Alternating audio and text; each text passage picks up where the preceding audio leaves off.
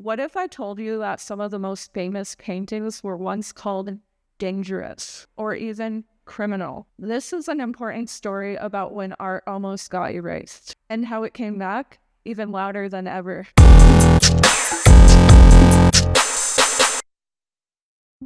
So did you know that entire art movements have been labeled as dangerous, degenerate, and even unpatriotic? And this was from the Nazi Germany's war on modern art, to critics calling impressionists lunatics with brushes. And we even see it happen in today's society with social media takedowns. Let's be real. Art has always pushed buttons. But let's look at what happens when people in power try to shut it down. Spoiler alert, it never goes as planned. And today we are diving into the time that art almost got banned, and how those movements didn't kill art but actually made it stronger.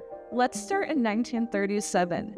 Hitler, who had been rejected from art school twice, just saying, had a very narrow idea of what good art looked like. He wanted idealized, muscular figures. Anything abstract, emotional, distorted, or experimental, nope, that was degenerate. So the Nazi regime raided German museums and confiscated over 20,000 pieces of art. These were artworks from people like Paul Klee, Wassily Kandinsky, Otto Dix, and Max Ernst, and even Picasso. And then so they held a massive exhibition called the Degenerate Art Show, which I think is just lovely. And this was in Munich. And here's the real kicker.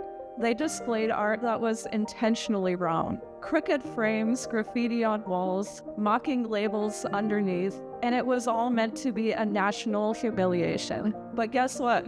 Over 2 million people showed up. Some laughed, some were scandalized, but a lot of people were secretly fascinated. The exhibit was wildly more popular than the Great German Art Show, and that was happening just right across town. And the more that they tried to suppress it, the more curious that the public became. Today, many of those so-called degenerate artists are considered masters. The art that Hitler tried to erase is now protected in museums across the world. And the sanitized propaganda art, it's all basically forgotten. It is almost poetic that a dictator who tried to erase modern art accidentally preserved it by making it a spectacle. Now let's jump back to 19th century France, before the selfie, before the gallery openings, and way before the critics learned to chill. The Paris Salon was the gatekeeper of art. If you didn't make it in, you basically didn't exist in the art world.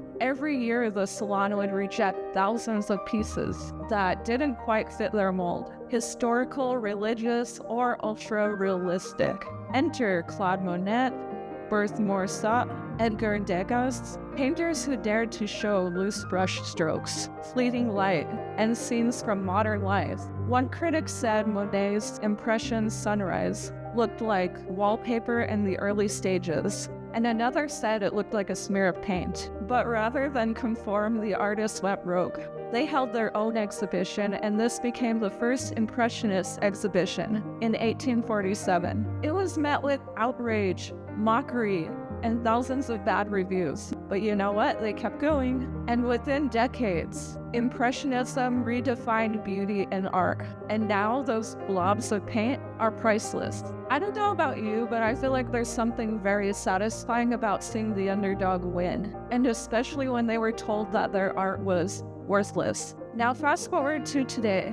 Censorship has not gone away, and it's just changed platforms. Instagram, for example, has taken down countless artworks for violating community guidelines. Even if they are historic nude paintings, algorithms can't tell the difference between corn and Renaissance sculptures. And guess who suffers? Artists. Take, for instance, the case of Mikkel Herbrand, who made a satirical, acceptable male nipple template to protest how women's bodies are censored differently, or Ai Weiwei, whose politically charged installations have been destroyed, banned, or confiscated by the government. Unfortunately, even murals on buildings get painted over if they make people feel uncomfortable, especially if they address things like war, race, or inequality. But every time art gets censored, it creates a ripple. It becomes a headline, a conversation, or even a movement. It's a pattern that we continue to see time and time again when people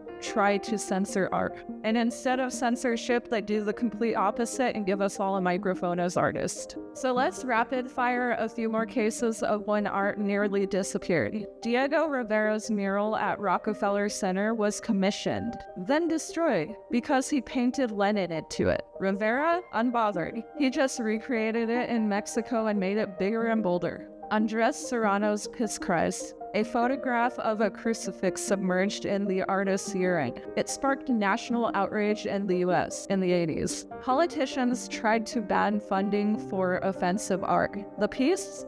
Now studied in universities. And of course, what would this list be without mentioning Banksy? The anonymous street artist has had his work painted over countless times, and yet, every time a new stencil pops up, it becomes glorified. And what do all these artists have in common?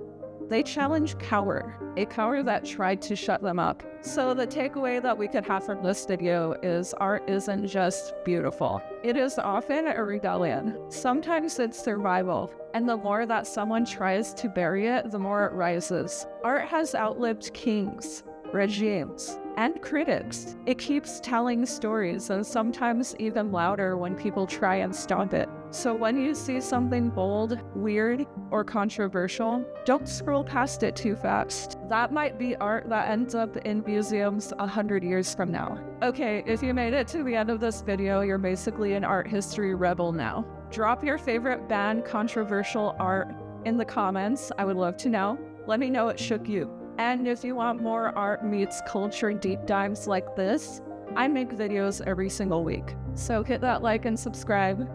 And that's all I have for you today. See you next time. Bye.